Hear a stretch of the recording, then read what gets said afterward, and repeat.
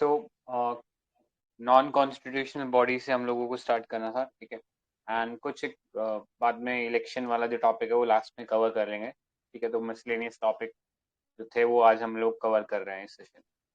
Let's start with non constitutional bodies. तो first is NITI Aayog, ठीक है। तो नीति आयोग का स्टेटस बता सकते हो? Is it a statutory body or an executive body? Executive body. Right. तो एग्जीक्यूटिव बॉडी है, मीनिंग कोई लॉ वगैरह से कुछ से नहीं बना है, ठीक है। It is created by an executive action, ठीक है। तो नीति आयोग कई बार ना ये पीसीएस वगैरह में ये फुल फॉर्म ही पूछ लेते हैं ना, आधे से ज्यादा लोग, आधे क्या 90% लोग इसको गलत करते हैं, ठीक है। देख लेना, national institution for transforming India, institution है ना कि इंस्टीट्यूट है, ठीक है।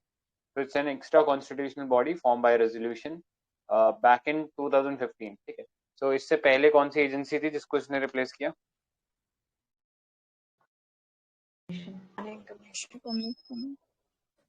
हाँ, प्लानिंग कमीशन जो था उसको इसने रिप्लेस किया था, तो वो चीज याद रखना।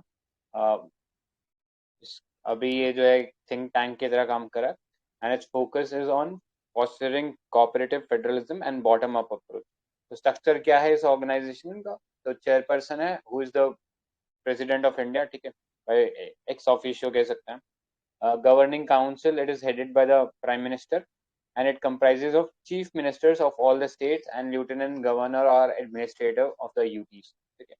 Next, regional council can be constituted to address specific issues in opinion of the prime minister, ठीक है। तो मल्टीपल स्टेट्स को अगर कोई प्रॉब्लम इफेक्ट कर रही है तो वो यहाँ पे एड्रेस कर सकते हैं।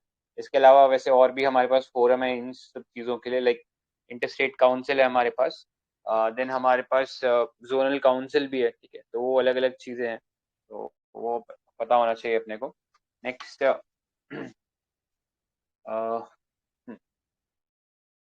next, the full-time organization framework of Ayog consists of vice chairperson who is in charge of everyday activity. अभी कौन है vice chairperson इसका, नीति आयोग का? Who is the vice chairperson of NITI Aayog? Amitabh Kant. नहीं, वो उसके सीईओ हैं।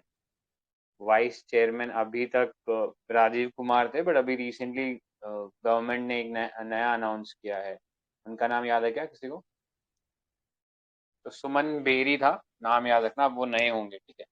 जो अमिताभ कांत है वो सीईओ है, ठीक है। तो ये बेसिक क्वेश्चन है, स्टेट पीसीएस वगैरह में पूछ सकता है।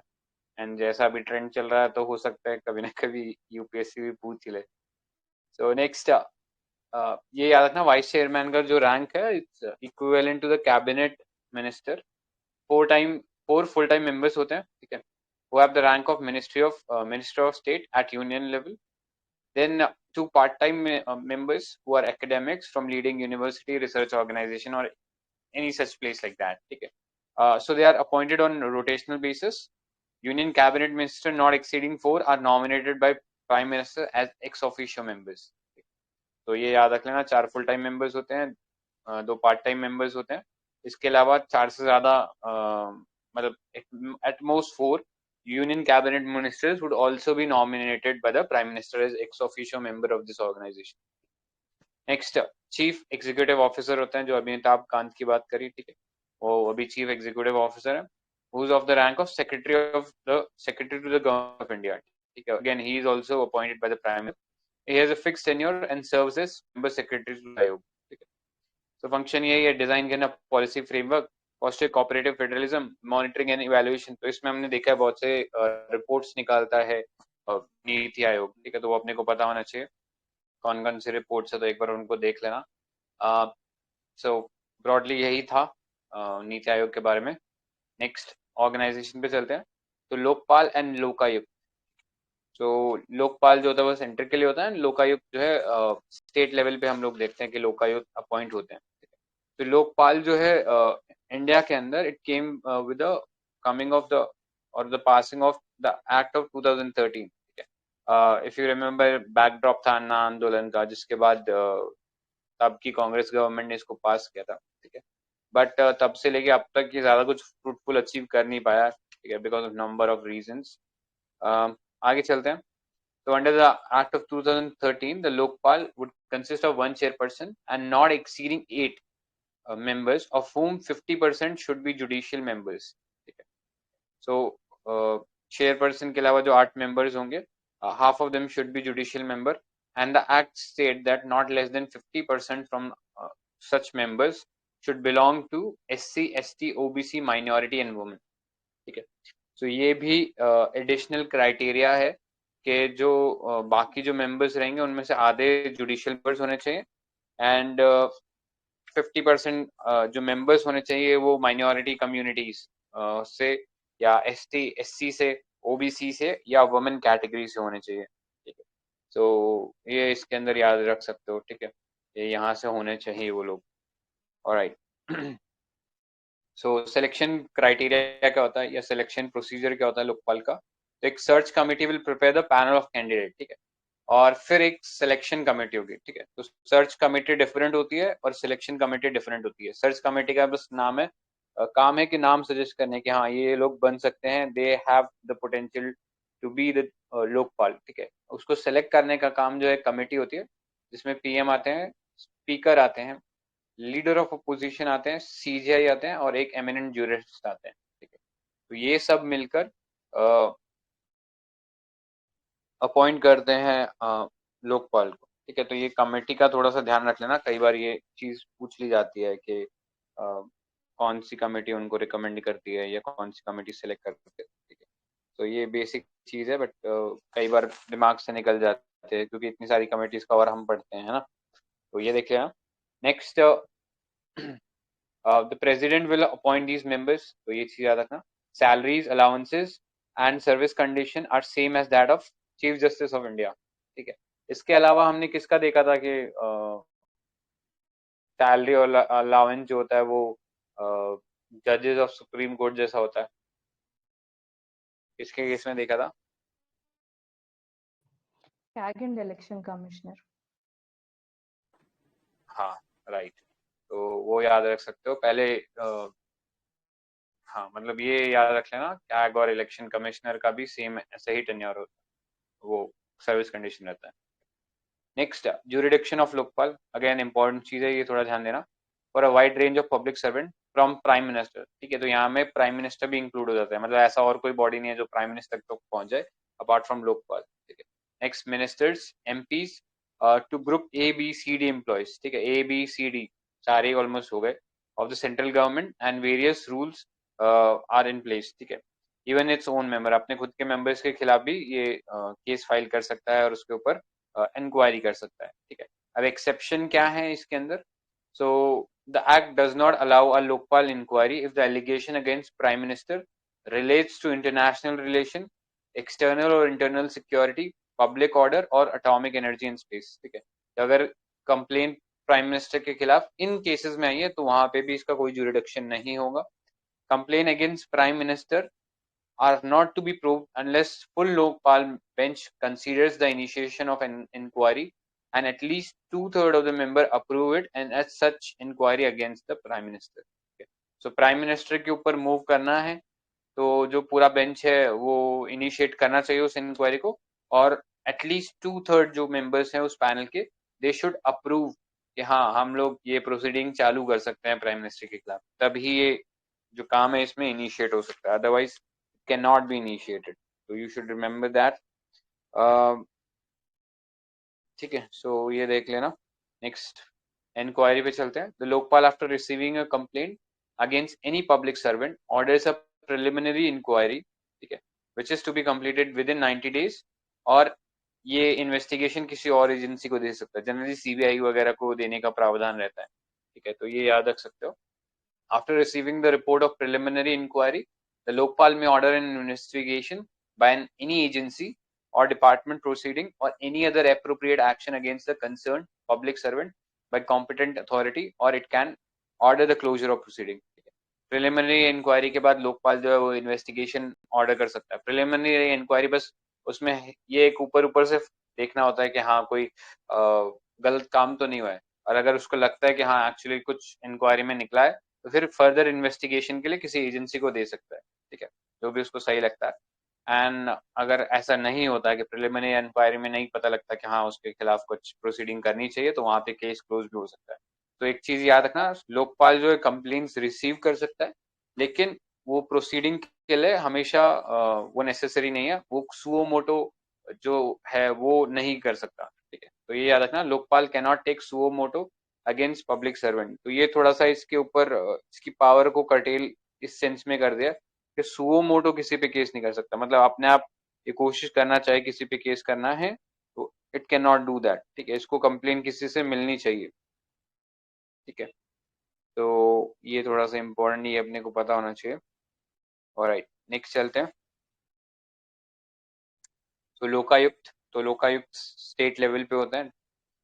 They are equivalent to the central Lokpal, and every state shall establish a body known as Lokayuk for the state, if not established, constituted or appointed by law made by state legislature to deal with complaints regarding corruption, ठीक है, within a year from the passing of the act, ठीक है। तो पहले हमने देखा था कि जैसे पंचायती राज में था कि अगर उन्होंने वो एक्ट पास कर दिया तो फिर उनको सब सारे स्टेट्स को भी वो सिमिलरली एक्ट पास करना है। वो एक्ट पास करने के विद इन 1 ईयर सभी स्टेट जो अपना एक पंचायती राज सिस्टम बना लेना चाहिए। तो उसी के सिमिलर यहाँ पर भी सभी स्टेट्स को ये इंश्योर करना था कि वो अपने यहाँ ये लोकायुक्त वाला जो सेटअप है वो बना लें। ऑल्दो कई स्टेट्स ने पहले से बना रखा था, बट इसके आने के बाद ये चीज मैंडेटरी हो गई, ठीक है। नेक्स्ट एज क्राइटेरिया देख लेते हैं। सो टर्म 5 इयर्स रहता है या until the age of 65 years, ठीक है, ये याद रख सकते हो। Next, not eligible for appointment for the second term, and recommendation by Lokayukta are only advisory not binding on the state government, ठीक है। तो जो रिकमेंडेशन देते हैं वो बाइंडिंग नहीं होती है, ठीक है। तो ये याद रख सकते हो। और बस इतना ही था इसके अंदर, किसी को कुछ और ऐड करना?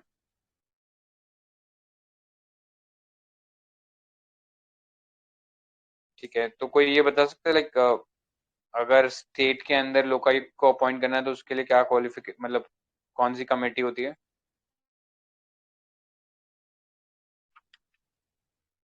चीफ मिनिस्टर होगा, हम्म। फिर स्पीकर होंगे स्टेट लेजिस्लेटिव असेंबली के, और लीडर ऑफ अपोजिशन होंगे।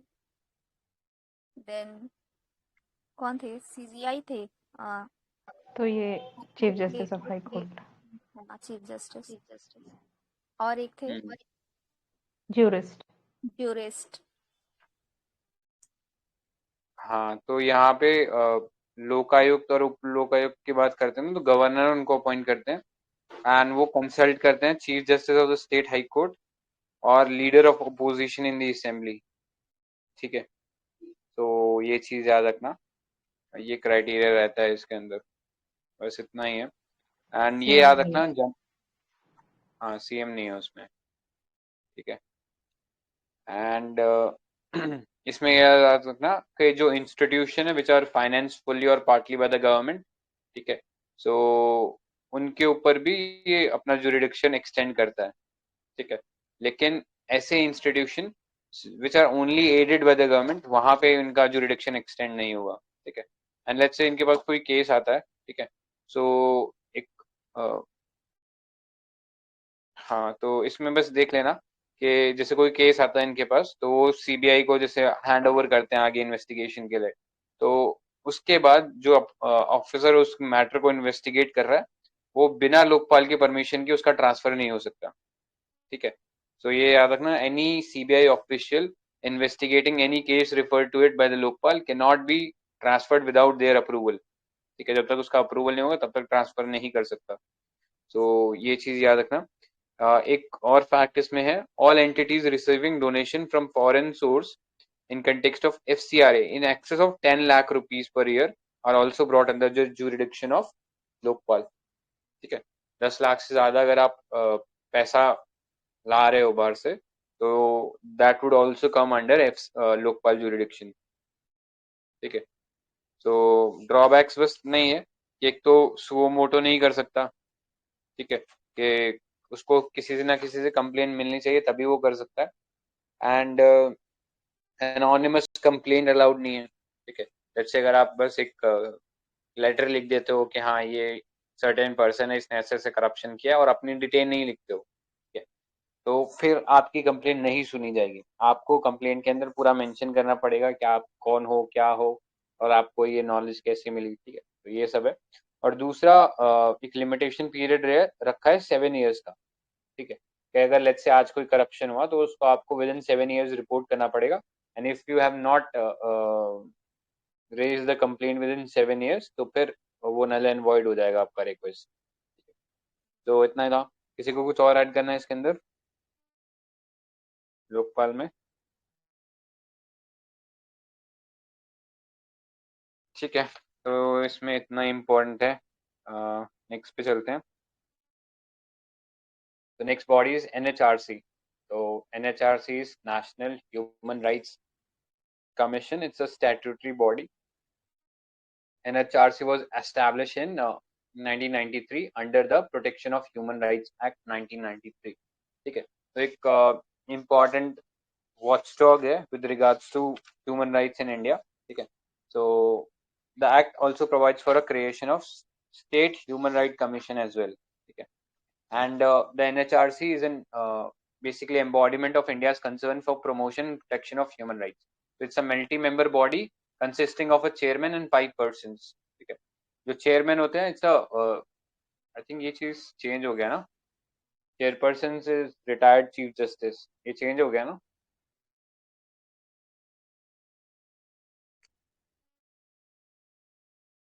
पढ़ा है क्या किसी ने? जस्ट अ सेकंड, एक बार चेक कर लेता। हाँ 2019 में अमेंडमेंट आया था ना। हम्म, yep. The commission of multi-member, the chairperson should be a retired chief justice or judge of Supreme Court. हाँ ठीक है, ये लिखा भी आगे। पहले केवल चीफ जस्टिस ऑफ इंडिया थे, लेकिन अब उसको एक्सटेंड करके रिटायर्ड चीफ जस्टिस या जज ऑफ सुप्रीम कोर्ट कर दिया गया। पहले केवल रिटायर्ड चीफ जस्टिस था, ठीक है। तो थोड़ा सा ये दिमाग में रखना, जज ऑफ हाई कोर्ट, जज ऑफ सुप्रीम कोर्ट भी हो सकते हैं, ठीक। तो क्वालिफिकेशन वर्चुअली वो ऐसी बन जाती है, जज ऑफ सुप्रीम कोर्ट। तो उसमें फिर आप चाहो तो रिटायर्ड चीफ जस्टिस को भी डाल सकते हो, कोई इश्यू नहीं है, ठीक है। ऑलराइट, नेक्स्ट चलते हैं। So they are appointed by the president on the recommendation of a 6-member committee consisting of Prime Minister at the head, Speaker of Lok Sabha, Deputy Chairman of the Rajya Sabha, leaders of opposition in both the House of the Parliament and Union Home Minister. Okay. So generally ये तो आप देखोगे कि PM तो रहेंगे, साथ ही साथ opposition leader जो वो भी रहते हैं, लेकिन यहाँ पे थोड़ा सा कमिटी वाइड हो जाता है इस सेंस में कि लीडर ऑफ अपोजिशन दोनों जगह से ले रहे हैं, करस्पॉन्डिंगली स्पीकर भी ले रहे हैं लोकसभा के और डेप्यूटी चेयरमैन ऑफ राज्यसभा भी ले रहे हैं, ठीक है। And lastly union home minister. तो ये टोटल 6 इंडिविजुअल्स हैं जो पार्टिसिपेट करते हैं सिलेक्शन कमिटी में NHRC में। In further they hold office for the term of 3 years and up till the age of 70 years, ठीक है। तो इन टर्म्स ऑफ एज देखोगे तो सबसे ज्यादा एज वाला कोई बॉडी है जहाँ पे ऑफिस ऑक्यूपाई करके रखते हैं वो लोग, वो आई थिंक NHRC में देखने को मिलता है कि 70 years तक लोग यहाँ पे वर्क कर रहे हैं। So the president can remove them from the office under the following circumstances, under specific circumstances to be specific, ठीक है। तो एक्चुअली क्या है वो जैसे कंडीशंस, तो वो अपने को पता होनी चाहिए। Like if he is adjudged insolvent, if he engages in some paid employment outside the office, if he is unfit by the reason of infirmity of mind and body, then if he is of unsound mind or standstill declared by a competent court, or if he is convicted and sentenced to imprisonment for an offense, ठीक है। Further, president can also remove him on the grounds of proven misbehavior or incapacity, ठीक है। लेकिन ये जो last part जो मैंने बोला कि मिसबिहेवियर और इनकैपेसिटी है, इसके लिए मैटर जो है रेफर करना पड़ेगा सुप्रीम कोर्ट को इंक्वायरी के लिए। सुप्रीम कोर्ट अपनी इंक्वायरी जो भी देगा वो फिर प्रेसिडेंट पे बाइंडिंग होगी और उनको निकालना पड़ेगा, ठीक है। तो ये याद रखना। फर्दर इनको सिक्योरिटी ऑफ टेन्योर इस सेंस में दिया गया है कि एक बार ये अपॉइंट हो गए, ठीक है, after his appointment the service of his term of office can not be changed to his disadvantage, एक बार अपॉइंटमेंट होने के बाद, ठीक है। सो वो सेंस में थोड़ा दिमाग में रखना कि सिक्योरिटी ऑफ टेन्योर दिया गया है, ठीक है, 3 साल का, एज 70 ईयर्स है। जिस भी इनको सर्विस कंडीशन के अंदर अपॉइंट किया जाएगा वो एक बार अपॉइंट होने के बाद चेंज नहीं की जा सकती। तो ये पॉइंट था। किसी को कुछ और ऐड करना है क्या? हमने मेंबर्स के बारे में पढ़ा है ना, अभी डिस्कस किया क्या एनएचआरसी में? किसके बारे में? मेंबर्स के बारे में नहीं, मेंबर्स के बारे में स्पेसिफिकली नहीं किया, बट ये देख लेना मेंबर्स जो है सर्विंग या रिटायर्ड जज ऑफ सुप्रीम कोर्ट, ठीक है, सर्विंग और retired chief justice of high court, and 2 person having knowledge और practical experience with respect to human rights, ठीक है। हाँ, अभी इसके ये इस, 3 पर्सन्स हो गया है। हाँ, इसके अलावा एक्स ऑफिशियो मेंबर भी होते हैं ना इसमें, हुँ, तो एक्स ये वाला ऑफिशियो। देखना है कि हाँ, हुँ, और तो ये, वो 3 पर्सन में एटलीस्ट 1 वुमन होना चाहिए। हाँ, हुँ। करेक्ट। तो तो ये देख मतलब लेना। अरे हाँ, 4 एक्स ऑफिशियो मेंबर्स है, कौन-कौन है?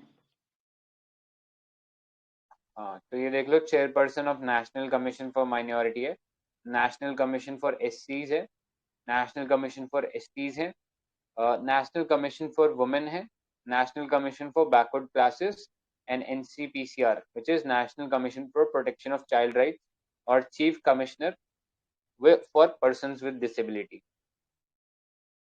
ठीक है। तो ये होते हैं, ये थोड़ा दिमाग में रखना।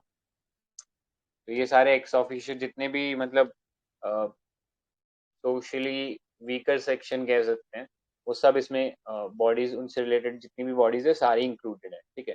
चाहे फिर वो माइनॉरिटीज के ले लो, एसटी के ले लो, एसटीज के ले लो, वुमेन कमीशन ले लो, national commission for backward classes ले लो, चाइल्ड राइट प्रोटेक्शन ले लो, या पर्सन्स विद डिसेबिलिटी ले लो, सभी इंक्लूडेड है इसमें एक्स ऑफिशियो में, कितनी ठीक है। है? और क्या मैक्सिमम कितने हो सकते हैं क्या मैक्सिमम कितने हो सकते हैं? मेंबर्स? एक तो चेयरपर्सन रहेंगे, उसके अलावा 3 मेंबर्स रहेंगे, ठीक है, जो अपॉइंट करे जाएंगे, और फिर ये टोटल 6 एजेंसीज जो हैं वो उसके अंदर पार्टिसिपेट करते हैं एक्स ऑफिशियो, अपने एक्स ऑफिशियो कैपेसिटी में ये मेंबर्स अपॉइंट रहेंगे, ओके। ठीक है। इसमें एक और इम्पोर्टेंट पॉइंट है, commission is not empowered to inquire into any matter after expiry of 1 year from the date on which the act of violating human rights is alleged. So 1 year के बाद अगर even if we complain about the act, they cannot inquire into it. Correct. तो इसीलिए इसको Toothless tiger बोलते हैं, क्योंकि 1 साल के बाद इंक्वायरी नहीं कर सकता, ठीक है। तो वो चीज़ थोड़ा सा दिमाग में रखना। और और अपना ये जो रिपोर्ट है ये किसको देते हैं? ये गवर्नमेंट को देते हैं या प्रेसिडेंट को देते हैं? प्रेसिडेंट ना? करेक्ट, प्रेसिडेंट है। और अपना ये रिपोर्ट सपोज इंक्वायरी करनी किसी चीज में, तो सुओ मोटो भी कर सकते हैं, through some complaint also they can interfere in it. तो ये चीज याद रख लेना, ठीक है। और कुछ ऐड करना है किसी को? सैलरी तो अलाउंसेस पनिश सेटल। है क्या? क्या? Do they have the power to punish the नहीं, violators? नहीं, Right. वो नहीं। That's why called Toothless tiger, मतलब ये बहुत सारी पावर्स इसको नहीं दी गई हैं, उस सेंस में बहुत सारे ड्रॉबैक्स कह सकते हैं कि है इस एजेंसी के। बस I guess इतना ही है। नेक्स्ट पे चलते हैं। तो नेक्स्ट इज हाँ, स्टेट ह्यूमन राइट्स कमीशन में देख लेते हैं कॉरस्पॉन्डिंगली इसके। तो ये again protection of human rights act 1993 के थ्रू बना था। ये स्टेट लेवल पे बना है, और ये नेशनल ह्यूमन राइट कमीशन वो नेशनल लेवल पे है, ठीक है। तो स्टेट के अंदर जो भी वायलेशन हुए हैं ह्यूमन राइट्स के with respect to the state list और द कंकरेंट लिस्ट, ठीक है, of the 7th schedule of Indian Constitution, they can basically inquire into those cases. ठीक है. The governor shall appoint the chairperson and other members on the recommendation of a committee consisting of chief minister at the head, speaker of the legislative assembly, state home minister, and the leader of opposition in the legislative assembly. ठीक है. अगर उसमें उस state के अंदर legislative council भी है तो उसके जो चेयरमैन है प्लस वहां पे जो लीडर ऑफ अपोजिशन है वो सब इंक्लूड हो जाएंगे इसके अंदर. ठीक है. तो ये याद रखना. The chairman or any member is removable by the president on the charge of proven misbehavior or incapacity after regular inquiry by the judge of Supreme Court. ठीक है. तो जैसे इनके लिए है, NHRC के लिए है, वैसे ही सेम चीज इसके लिए भी है. नेक्स्ट पार्ट पे चलते हैं, which is central information commission. ठीक है. तो ये 2005 का जो एक्ट था, RTI का, राइट टू इंफॉर्मेशन एक्ट, उसके थ्रू पास किया गया था. So it's not a constitutional body and recently 2000 I think 20 के अंदर कुछ अमेंडमेंट किया गया था इसके अंदर. ठीक है. तो अभी आगे देखते हैं वो क्या था. तो the commission shall consist of a chief information commissioner along with not more than 10 information commissioner. ठीक है. एक चीफ इंफॉर्मेशन कमिश्नर होंगे एंड उनके नीचे 10 से ज्यादा नहीं होना चाहिए. ठीक है. तो वो इंफॉर्मेशन कमिश्नर भी अपॉइंट किए जाएंगे. ठीक है. Appointment by the president on the recommendation of committee consisting of prime minister as a chairperson, leader of opposition in Lok Sabha, union cabinet minister nominated by the prime minister. ठीक है. तो ये generally news में आ जाता है. Central information commission काफी ज्यादा news में रहता है एंड पिछले 2-3 सालों से तो रेगुलरली न्यूज में because of amendments made by the government. ठीक है. तो इसका थोड़ा सा कमेटी इम्पोर्टेंट है, तो ये देख लेना एक बार, इम्पोर्टेंट है. Next, the tenure. तो पहले टेन्योर जो था और इनका जो सर्विस कंडीशन था वो सब सैलरी सब चीज सिमिलर थी इलेक्शन कमिश्नर ऑफ इंडिया के. ठीक है. लेकिन अभी अमेंडमेंट के थ्रू इसको चेंज कर दिया गया and it is basically up to the government now कि वो क्या कैसा रखना चाहती हैं इनका सर्विस टेन्योर. ठीक है. तो the chief information commissioner and information commissioner shall hold the office for such term as prescribe by the central government और until the age of 65 years. ठीक है. तो ये अभी रिसेंटली अमेंड करके बनाया गया, पहले ये इलेक्शन कमीशन के बराबर था. They are not eligible for reappointment. ठीक है. क्योंकि ये एक वॉच डॉग है तो ऑटोमेटिकली वॉच डॉग में जनरली हम लोग देखते हैं कि रीअपॉइंटमेंट अलाउ नहीं करते, although there are some exception. कोई बता सकता है क्या एक्सेप्शन है इस रूल के? ऐसे वॉच डॉग्स को हम रीअपॉइंटमेंट नहीं अलाउ करते हैं, लेकिन कुछ एक बॉडीज में एक्सेप्शन देखने को मिलता है.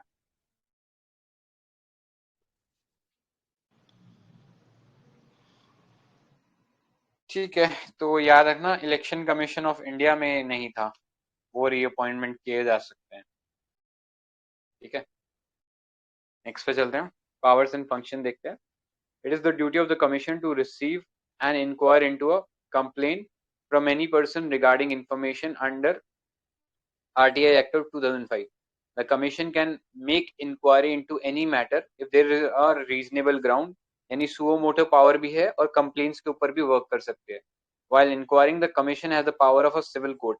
Civil court मतलब they can summon people, या लोगों को डायरेक्ट कर सकते हैं कि हाँ ये डॉक्यूमेंट हमको दिखाओ, क्या है ये डॉक्यूमेंट. ठीक है.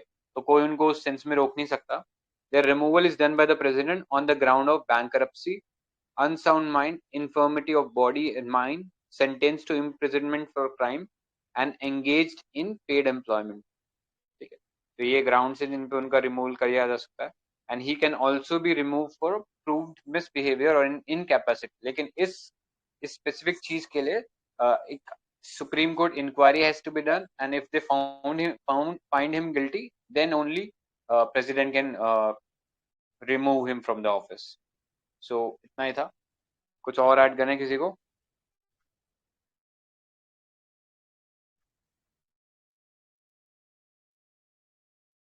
ठीक है.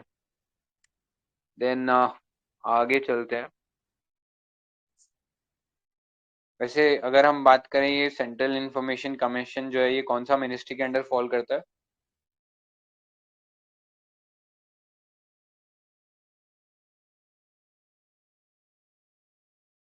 Any idea? कोई guess? Ministry of personnel. Correct, ministry of personnel के अंडर है.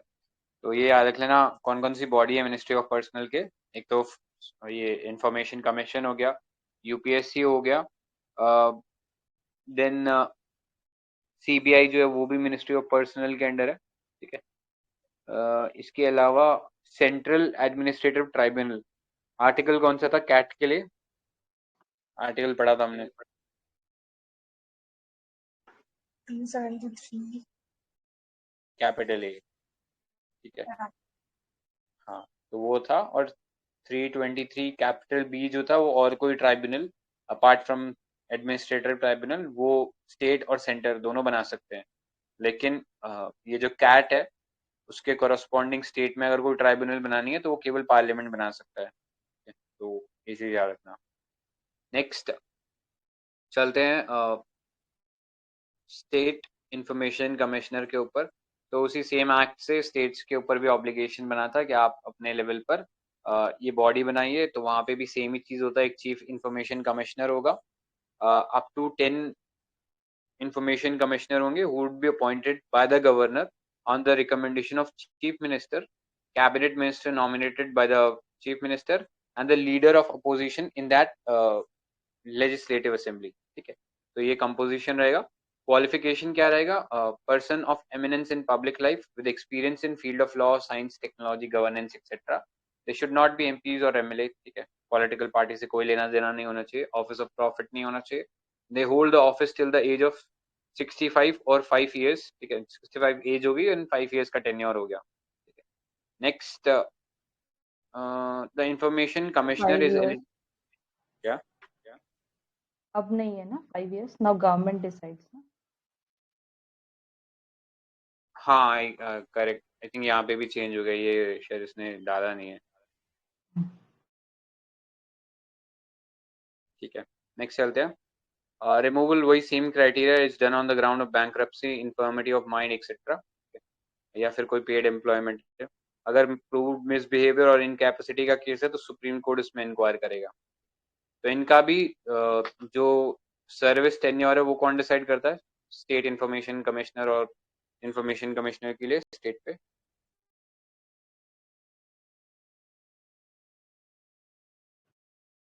सेंट्रल गवर्नमेंट ही डिसाइड करेगा ना। करेक्ट। तो ये कंफ्यूज मत हो जाना कि हम स्टेट्स पे आ गए तो ये गवर्नर डिसाइड करेंगे, उनके पार्ट पे भी ये जो चीज है ये जो सेंट्रल गवर्नमेंट है वही डिसाइड करेगी, तो ये याद रख लेना। The governor can also remove, ठीक है। बस इतना ही था इसमें। ये देख लो, कमिश्नर का लिस्ट सेंट्रल गवर्नमेंट इशू करेगा ये, एंड ड्यूरिंग देयर टेन्योर उनका जो भी सर्विस टर्म है they can not be varied to their disadvantage. तो इतना ही था इसके अंदर। नेक्स्ट बॉडी पे चलते हैं। So next body is CBI, ठीक है। So CBI was set up in 1963 by a resolution of Ministry of Home Affairs, ठीक है। Although it draws power from the Delhi Special Police Establishment Act of 1946, however it's not a statutory body, ठीक है। तो कई बार confusion हो जाता है कि एक्ट से आ रहा तो स्टैट्यूटरी होगा, बट ऐसा इस बॉडी के लिए नहीं है। ये सिर्फ पावर ड्रॉ कर रहा है, उस एक्ट से और कोई लेना देना नहीं है इसका, ठीक है। इसके रिकमेंडेशन पे आया था Resolution, हाँ, तो ये resolution was by Ministry of Home Affairs, but this comes under Ministry of Personnel, is it? Yes, वो बाद में चेंज हो गया था, तो याद रखना उस चीज को, ठीक है। कमेटी ने रिकमेंड किया था, तो कमेटी का नाम पता हो जाना चाहिए, के संतानम कमेटी। इसके अलावा के संतानम कमेटी ने और क्या रिकमेंड किया था? CBC। करेक्ट। तो सीबीसी भी उन्होंने रिकमेंड किया था, तो ये अपने को पता होना चाहिए। The CBI director by CBI is headed by a director who is assisted by special directors, ठीक है। तो उनका टेन्योर जो होता है इट वाज, मतलब ये प्रेस्क्राइब कर दिया गया था कि सर्विस टेन्योर 2 साल का होगा और उनको सिक्योरिटी ऑफ टेन्योर मिलेगा। सीबीसी एक्ट के अंदर ये चीज लिखी गई है कि उनका सर्विस टेन्योर जो है वो 2 साल का रहेगा। तो याद रखना, ये सर्विस टेन्योर स्पेसिफिकली मेंशन्ड है, लेकिन वो जो एक्ट है वो डिफरेंट है। इनको पावर ड्रॉ करते हैं Delhi special police establishment act से, लेकिन इसका सर्विस टेन्योर डायरेक्टर का ये सीबीसी एक्ट के अंदर लिखा हुआ है, ठीक है। So it functions under Department of Personnel, जो कि PMO के अंडर आता है directly. Further, its role is to prevent corruption and maintain integrity in the administration. It works under the supervision of CVC if matters pertains to Prevention of Corruption Act 1988. So ये चीज याद रखना. Further, it also investigates cases connected to infringement of economic and physical laws. ठीक है, तो बहुत सारे अलग अलग केसेस में भी देखने को मिल जाता है. CBI आ जाती है. CBI को मतलब हर जगह बुला लेते हैं ये लोग. ठीक है, तो ये याद रखना. CBI can also take suo moto case. ठीक है, बट suo moto केस केवल यूनियन टेरिटरी में ले सकता है. बाकी जगह उसे स्टेट गवर्नमेंट से परमिशन लेनी पड़ती है. ठीक है, तो अभी ये करंट अफेयर्स में भी इसी सेंस में था कि यही आई थिंक PT 365 पढ़ा होगा तो वहां देखा ही होगा कि जो कभी भी किसी स्टेट में इंक्वायरी करना होता है तो एक जनरल कंसेंट रहता है. ठीक है, तो बहुत सारे स्टेट्स ने अब विड्रॉ कर लिया वो जनरल कंसेंट. तो उस चक्कर में CBI को अगर कहीं पे भी किसी स्टेट में इंक्वायर करना है कोई केस, तो पहले स्टेट गवर्नमेंट से परमिशन लेनी पड़ेगी. Only then they can inquire into that case. ठीक है, अदरवाइज एक एक्सेप्शन ये है कि अगर सुप्रीम कोर्ट ने डायरेक्ट किया है कि हाँ आप किसी केस के अंदर इन्वेस्टिगेट करो, there they do not need to take any permission from any government. वो फिर डायरेक्टली ही उस केस में प्रोसीड कर सकते हैं. सो इतना ही था. ऑलराइट, किसी को और कुछ ऐड करना है क्या?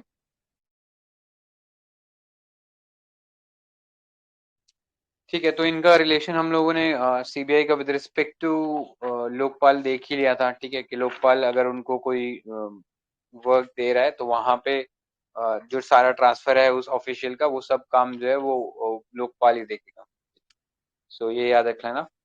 नेक्स्ट पार्ट पे चलते हैं. That is CVC, central vigilance commission. It was established in 1964 by an executive resolution. तो initially एक executive resolution से बना था, but later on it was made a statutory body by passing of CVC Act, Central Vigilance Act of 2003. Again ये body भी संतानम committee के recommendation से बनी थी. ठीक है, so it's the designated agency to receive and act on complaint or disclosure on any allegation of corruption or misuse of office from a whistleblower. ठीक है, तो अगर कहीं से भी कंप्लेन इनको मिल गया तो फिर ये उस चीज की जांच पड़ताल करेंगे. तो it's the apex business institution comprising chief vigilance commissioner and not more than 2 vigilance commissioner. ठीक है, तो टोटल 3 मेंबर बॉडी हो गया. एक चीफ विजिलेंस कमिश्नर हो गए और 2 विजिलेंस कमिश्नर हो गए. ठीक है, they are appointed by the president through warrant under his hand and seal. ठीक है, एंड टर्म क्या रहता है? टर्म 4 इयर्स या 65 ईयर तक का जो एज है वो रहेगा इनका टेन्योर. ठीक है, और इसको रिकमेंड कौन करता है? तो it is recommended by a committee comprising of 3 members.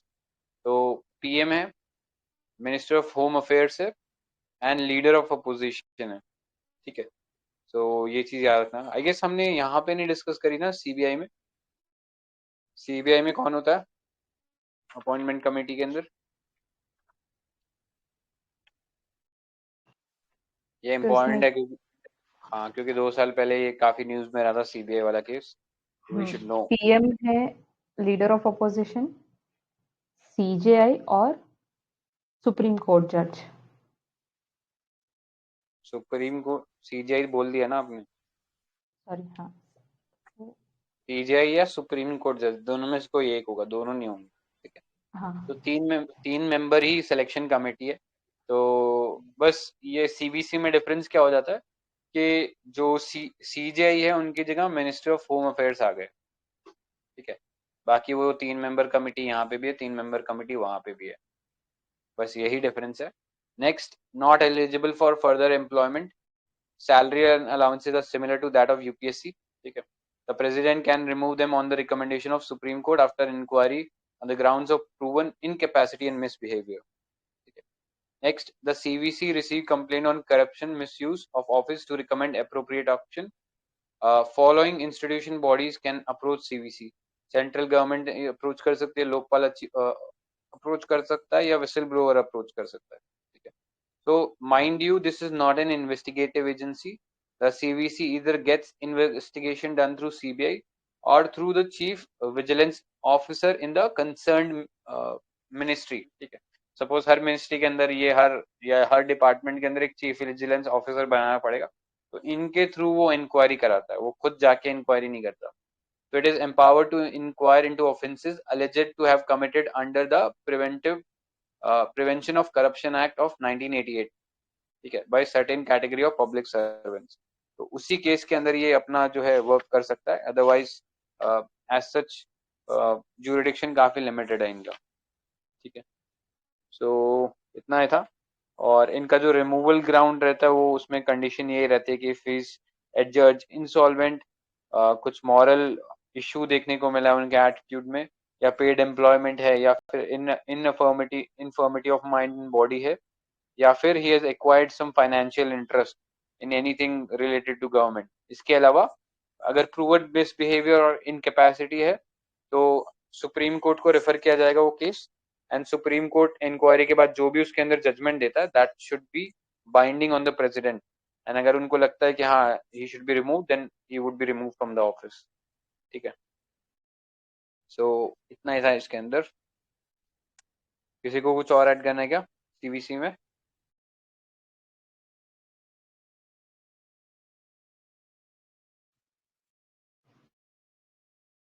ठीक है, तो एक तो हमने पढ़ लिया कि जनरली ये केसेस जो प्रिवेंशन ऑफ करप्शन एक्ट जो है उसके अंडर लेता है, लेकिन कभी कभी क्या मतलब एक और एक्ट है जिसके अंदर ये केसेस को इंक्वायर कर सकता है, that is prevention of money laundering act, ठीक है। सो ये था इसके अंदर सीवीसी में। किसी को कुछ और ऐड करना है? मेरे एक्ट के अंदर कौन इंक्वायर करेगा? सीवीसी? कौन से में? पीएमएलए एक्ट के अंदर हाँ, ईडी इंक्वायर करेगा ना? ईडी तो उसमें वर्क करता है, ठीक है, वो उसके अंदर बुक करता है कि हाँ आपने ये लॉ के अंडर आपको कुछ इलीगल एक्टिविटी आपने करी है, ठीक है। तो पीएमएलए उसके अंदर पीएमएलए के अंडर ईडी जो है वो केसेस फाइल करता है, लेकिन इंक्वायरी रिसीव करने का काम वो इसमें सीवीसी भी कर सकता है, ओके। ठीक है। तो ये चीज थोड़ा सा ध्यान में रख लेना। राइट, बस इतना ही था। ये ईडी भी न्यूज में है ना, हम्म, एनफोर्समेंट डायरेक्टोरेट। इसमें correct, एक एक चीज वो है कि वो मिनिस्ट्री ऑफ फाइनेंस के अंडर है, राइट, और दूसरा कि ये एक तो ये पीएमएल है, और दूसरा है foreign exchange management, FEMA FEMA 99, वो वाला एनफोर्स करता है ईडी। राइट। हाँ, एक ईडी के बारे में, क्योंकि हम ईडी के टॉपिक पे हैं, तो ईडी के बारे में एक चीज और जान लेना कि ईडी ऐसे नहीं है कि मुंह उठा के कभी भी वो चला जाएगा किसी के यहाँ। ईडी के लिए सबसे पहले लोकल जो पुलिस स्टेशन है वहां पे इस पीएमएलए एक्ट के अंदर एक केस फाइल होना चाहिए, ठीक है, और फिर वहां से ईडी उस केस को उठा सकता है। ऐसे डायरेक्टली नहीं होता कि वो सीधा घर ही पहुंच गया किसी के, ऐसे नहीं होता। पहले एक जगह किसी को लोकल को पुलिस स्टेशन के अंदर केस फाइल होना चाहिए पीएमएलए एक्ट के अंदर, and then only ED can come into action, ठीक है। तो एक चीज थोड़ा सा ये है, इसके बारे में याद रखना। बाकी मिनिस्ट्री ऑफ फाइनेंस के अंडर है, ये बता ही दिया। और नेक्स्ट पे चलते हैं। तो नेशनल डिजास्टर मैनेजमेंट अथॉरिटी, तो ये हमें पता है डिजास्टर मैनेजमेंट एक्ट के अंडर बना है, और ये डीएम एक्ट जो था ये थोड़ा सा फेमस चल रहा है अभी because of the Covid virus, ठीक है। तो उसमें ये पूरा डिजास्टर मैनेजमेंट एक्ट के थ्रू हमने सब कुछ चीज मैनेज किया है, ठीक है। तो इसके अंदर एक नेशनल डिजास्टर मैनेजमेंट अथॉरिटी रहेगा। करस्पॉन्डिंगली ये 3 टियर स्ट्रक्चर रहेगा। नेशनल लेवल पे एनडीएमए रहेगा, national disaster management authority, then SDMA रहेगा, state disaster management authority, and next district disaster management authority, ठीक है। तो ये 3 टियर इस तरह के से होगा। नेक्स्ट इसके जो चेयरपर्सन होंगे वो पीएम होंगे एक्स ऑफिशियो। उसके अलावा नॉट मोर देन 9 मेंबर्स, ठीक है, which are nominated by the chairperson. So vice chairman is a cabinet minister, ठीक है, while other members are minister of state, ठीक है।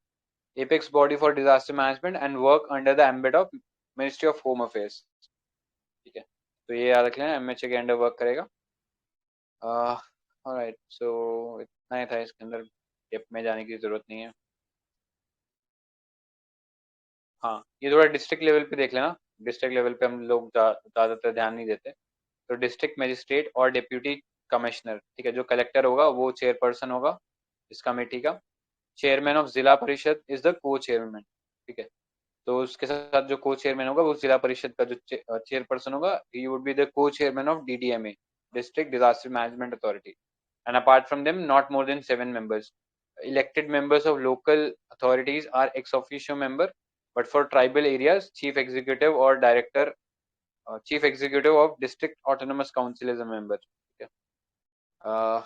Maximum 2 members are appointed by the state who are district level officers. ठीक है। सो DDMA का work क्या होता है? डिस्ट्रिक्ट प्लानिंग, कोऑर्डिनेटिंग और इम्प्लीमेंटिंग बॉडी होता है डिजास्टर मैनेजमेंट के लिए।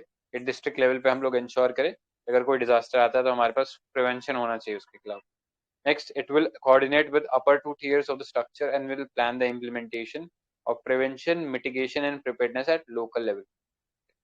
सो ये था डिजास्टर मैनेजमेंट एक्ट के बारे में। और एक और चीज याद रख लेना, इसके अंडर एनडीआरएफ भी होता है। एनडीआरएफ क्या है? What is NDRF? Disaster Relief Fund. बहुत बढ़िया, बहुत बढ़िया। ये नहीं है एनडीआरएफ। ठीक सो है, एनडीआरएफ जो है वो नेशनल डिजास्टर रिलीफ फोर्स है, ना कि फंड। फंड वो अलग है, वो पहले से बना हुआ था। ठीक है। ये तो तो है ही ना, क्या फंड भी तो है ना। फंड इस एक्ट के अंदर थोड़ी है, हाँ, इस एक्ट के अंडर नहीं। वो तो पहले से था। वो तो It's like Sanjay was waiting for कोई तो बोलेगा fund. Response force, right? National Disaster Response Force. हाँ, सॉरी, रेस्पॉन्स फोर्स है, मैं शायद रिलीफ फोर्स बोल दिया था ना।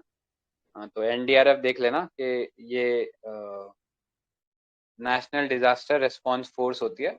एंड इसके अंदर ना डायरेक्ट रिक्रूटमेंट नहीं होता है, क्या इसमें हमारी जो पैरामिलिट्री फोर्सेस होती हैं वहां से डेप्यूटेशन होके लोग आते हैं, ठीक है।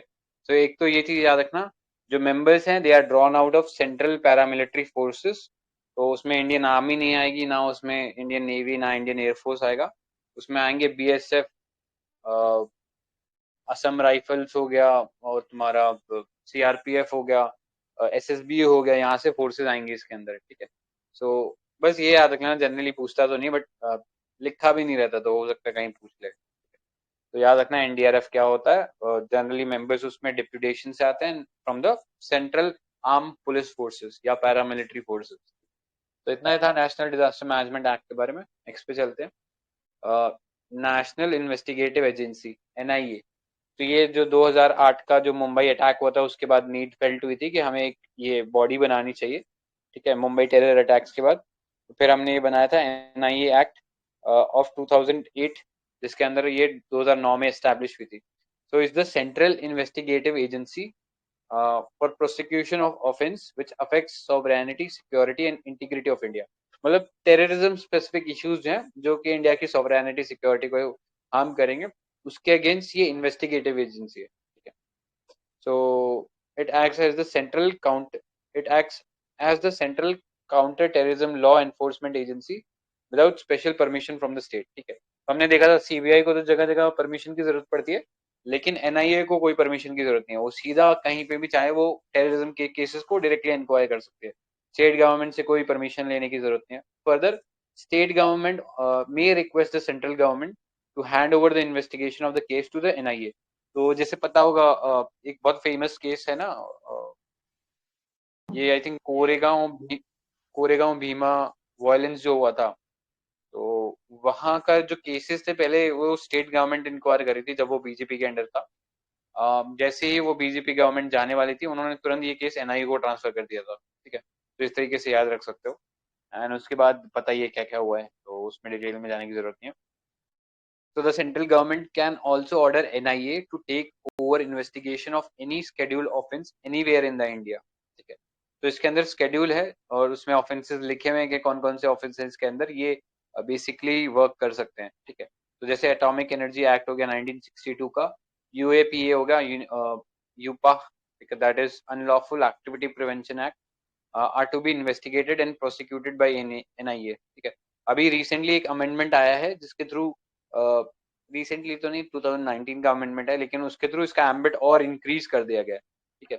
सो अब ये और सारे केसेस में भी वर्क कर सकता है, like human trafficking, offence related to counter currency और bank note, manufacture or sale of prohibited arms, cyber terrorism, and offenses under Explosive Substance Act 1908। तो इसके अंदर भी ये वर्क कर सकता है,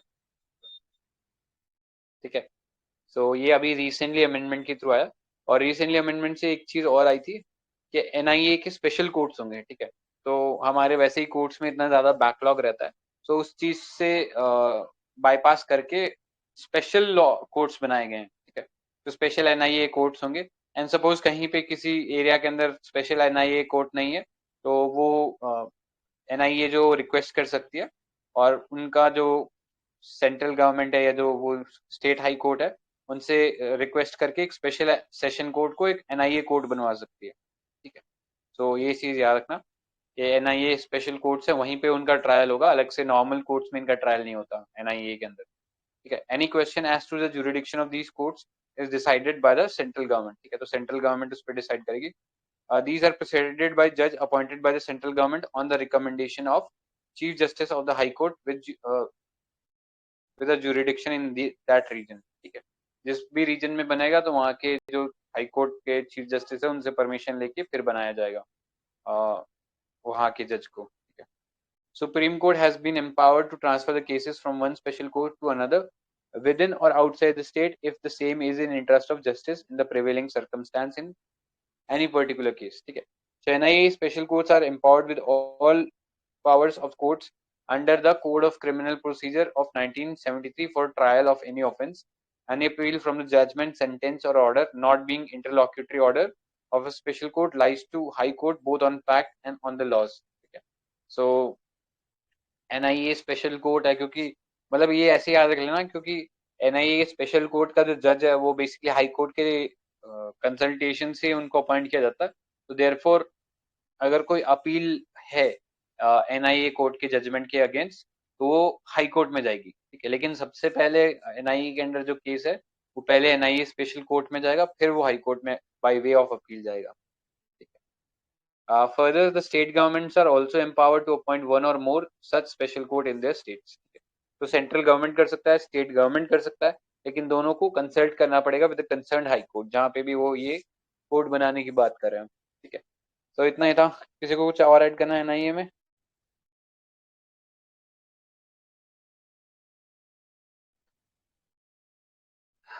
ठीक है, तो इतना ही था, आगे चलते हैं।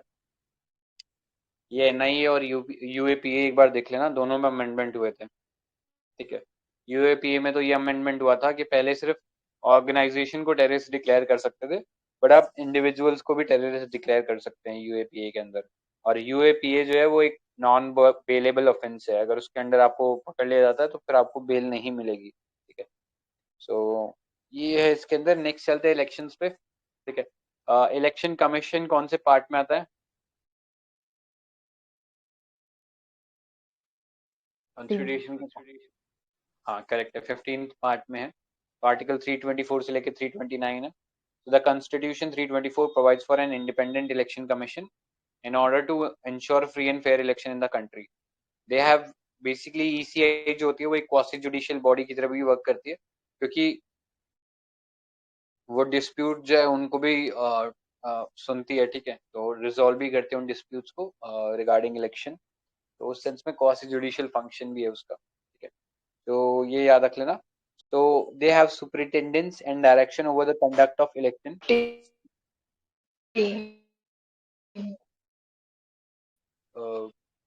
सिंग इज किंग, आपका ऑडियो प्रॉपर नहीं आ रहा है।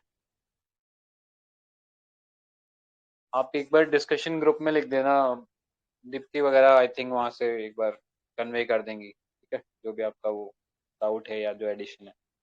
Alright, so the power of superintendence and direction conduct of election to the parliament, state legislature, office of president and office of vice president is vested in the commission, okay?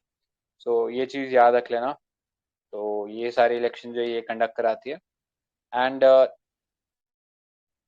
the election of Lok Sabha and state legislative assembly are on the basis of universal adult franchise बोल दो, ठीक है. So 18 years से अगर above आपका as है तो you are entitled to vote if you're not disqualified under the provision of constitution or any law made by the parliament or state legislature, ठीक है. तो हमने देखा था अगर इनफर्मिटी ऑफ माइंड होती है तो आपको अलाउ नहीं कर सकते इलेक्शन में पार्टिसिपेट करने के लिए. अगर आप जेल के अंदर हो तो आपको डिसअलाउ कर सकते हैं पार्टिसिपेट करने के लिए, ठीक है. सो ये याद रखना. Next, parliament make provision with respect to all matters relating to the election to the parliament and state legislature including preparation of electoral rolls and the delimitation of constituencies, ठीक है. सो पार्लियामेंट के पास इस sense में power होती है कि वो state legislature और पार्लियामेंट के जो इलेक्शंस होते हैं उनके रिगार्डिंग चेंजेस कर सकती है, ठीक है. So article 323B empowers appropriate legislature to establish a tribunal for adjudication of election dispute, ठीक है. सो इलेक्शन डिस्प्यूट यहाँ पे जैसे सपोज पंचायती राज में कभी डिस्प्यूट हो जाए तो उसके लिए स्टेट जो है वो बना सकते हैं एक ट्राइब्यूनल. लेकिन अगर स्टेट इलेक्शन के रिगार्डिंग कोई ट्राइब्यूनल बनानी है या पार्लियामेंट के इलेक्शन के लिए ट्राइब्यूनल बनानी है तो वो पार्लियामेंट बनाएगा, ठीक है. तो याद रखना. Next, in 1998 the commission has increasingly used EVMs, ठीक है.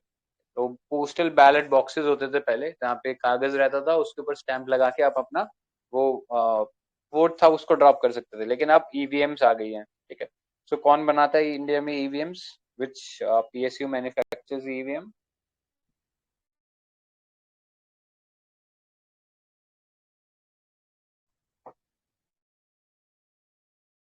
कोई गेस? हाँ, कोई साउथ इंडिया में है ना. अच्छा, तो भारत इलेक्ट्रॉनिक्स है क्या? हाँ, भारत इलेक्ट्रॉनिक्स लिमिटेड है, बेल. और एक ईसीआई है. तो ECI election commission of India मत समझना, वो है इलेक्ट्रॉनिक कॉर्पोरेशन ऑफ इंडिया. सो ये दो एजेंसीज जो है वो ईवीएम्स बना के देती है, ठीक है, ईसीआई को. इंडिया आजकल एक्सपोर्ट भी करता है कुछ कुछ कंट्रीज को ये ईवीएम्स, ठीक है. तो ये भी याद रख सकते हो. So in 2003 all state and by elections were held using EVMs. Further EVMs के बाद एक और मशीन आ गई थी, वीवीपीटी. क्या होता है वीवीपीटी? वीवीपैट मशीन्स बोलते हैं ना. Very voter verifiable paper audit trial. Trial नहीं, ट्रेल, ठीक है. मतलब जैसे बोलते हैं ना मनी ट्रेल होती है, पूरा वो सीक्वेंस हम लोग मॉनिटर कर सकते हैं. तो वीवीपैट होता है, ठीक है. तो अब इलेक्शन कमीशन ऑफ इंडिया ने बोल दिया है कि अब 100% वोटर वेरीफाइबल सिस्टम जो है हम लोग लगा देंगे लोकसभा इलेक्शंस के लिए, ठीक है. तो इसमें क्या होता है, जो भी आपने वोट डाला होता है उसका एक कॉरस्पॉन्डिंगली एक पेपर ट्रेल बन जाती है, ठीक है. कि सपोज आपने बीजेपी को डाला तो कमल का निशान बन जाएगा, कांग्रेस को डाला तो हाथ का निशान बन के आ जाएगा, ठीक है. तो ये क्या होता है, ये बस ये एक वेरीफाई करने के लिए होता है कि लेट्स से सपोज एक जगह पे वो रैंडमली कुछ एरियाज में जाके वीवीपैट और ईवीएम काउंट है उनको मैच करेंगे, जिससे ये पता लग सके कि हाँ जो एक्चुअली में जो वोट पड़े हैं वो जो वीवीपैट में दिखाई दिया था वही पड़े हैं. सपोज अगर मशीन खराब है तो आपने सपोज लेट्स से कांग्रेस को डाला और बीजेपी को वोट आ गया, ठीक है. तो वो कैसे पता लगेगा? वो वीवीपैट से ही पता लगेगा, ठीक है. तो ये एक वेरीफाई करने के लिए और ईवीएम्स की सिक्योरिटी को और बढ़ाने के लिए, ट्रांसपेरेंसी इंश्योर करने के लिए ये वीवीपैट जो इंट्रोड्यूस किए गए थे, ठीक है. सो ये चीज याद रखना. तो कई बार एक्चुअली क्वेश्चन पूछ लिया जाता है कि ईवीएम्स में कितने लोग, सपोज ईवीएम हमने इंस्टॉल कर दिया तो ईवीएम में कितने लोग जो है या कितने इलेक्टर्स को हम लोग अकोमोडेट कर सकते हैं? कोई आइडिया किसी को? 2000 है क्या?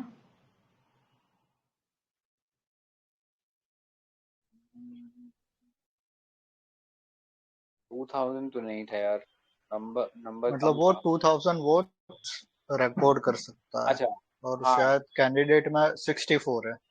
Correct correct. हाँ मतलब ये मैं पूछना चाह रहा था हाँ, आपने वो उस रिस्पेक्ट में बोला कि कितने वोट्स वो ले सकता है, वो 2000 है। एंड जो नंबर ऑफ उसमें इलेक्टर्स को अकोमोडेट कर सकते हैं वो टोटल 64 कर सकते हैं।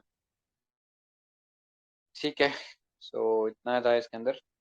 किसी को कुछ और ऐड करना है क्या?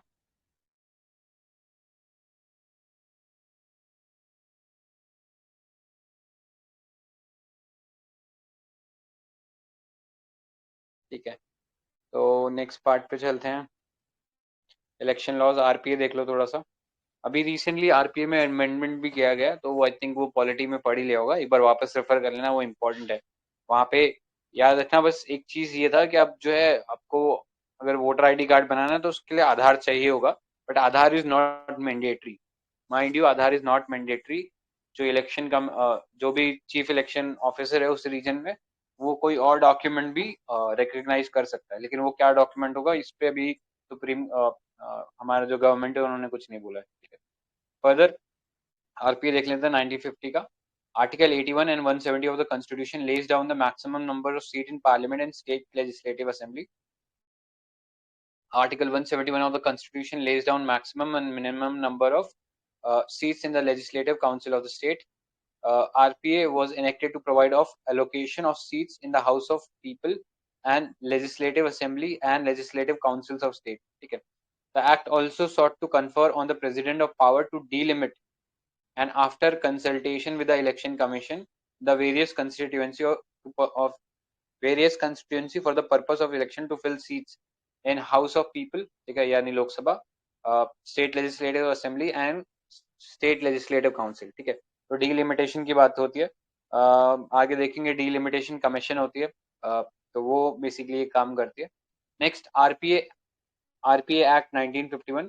The acts provide provisions relating to following electoral matters. तो ऊपर तो देखा आरपीए एक्ट 1950 में सिर्फ ये चीज लिखी है कि जो हम सीट्स एलोकेट करेंगे वो कैसे एलोकेट करेंगे, ठीक है, कितनी सीट्स एलोकेट कर सकते हैं स्टेट्स को, वो सब चीजों के बारे में बात होती है। आरपीए एक्ट जो है 1951, इसके अंदर हम क्वालिफिकेशन डिस्क्वालिफिकेशन की बात करते हैं। ठीक है, कि क्या क्वालिफिकेशन होती है मेंबर्स ऑफ पार्लियामेंट और members of state legislative assembly के लिए। नोटिफिकेशन ऑफ जनरल इलेक्शन की बात करते हैं। Administrative machinery for conduct of election की बात करते हैं। Registration of political parties, conduct of election, free supply of certain materials to the candidates of recognized party। ठीक है, तो recognized parties जो होती है उनको थोड़े से ज्यादा बेनिफिट्स मिलते हैं। ठीक है, नेक्स्ट डिस्प्यूट रिगार्डिंग इलेक्शन में अगर कुछ है तो वो भी आरपीए एक्ट के अंदर है। Next corrupt practices and electoral offences. Next power of election commission in connection with inquiries as to disqualification of member. Next, by election and time limit efficiency, sorry, time limit for filing vacancy, or barring the jurisdiction of civil court or miscellaneous provision relating to elections। ठीक है, तो पूरा election कैसे conduct होगा उसके around सब जो material है वो आरपीए एक्ट 1951 के अंदर गिवन है। ठीक है, तो ये याद रख सकते हो। नेक्स्ट डीलिमिटेशन कमीशन है, तो ये डीलिमिटेशन एक्ट 2002 के अंदर लास्ट मतलब कई बार फॉर्म हो चुकी है, लास्ट जो थी ये 2002 एक्ट के थ्रू फॉर्म हुई थी। ठीक है, delimitation commission for the purpose of effecting delimitation on the basis of 2001 census. तो लास्ट में ये 2001 के सेंसस के ऊपर फ्रीज कर दिया गया। अभी 2026 में ये चेंज होगा, तब हम देखेंगे नया डीलिमिटेशन कमीशन बनेगा और ये सब काम होगा आगे। किसी को कुछ और ऐड करना है क्या?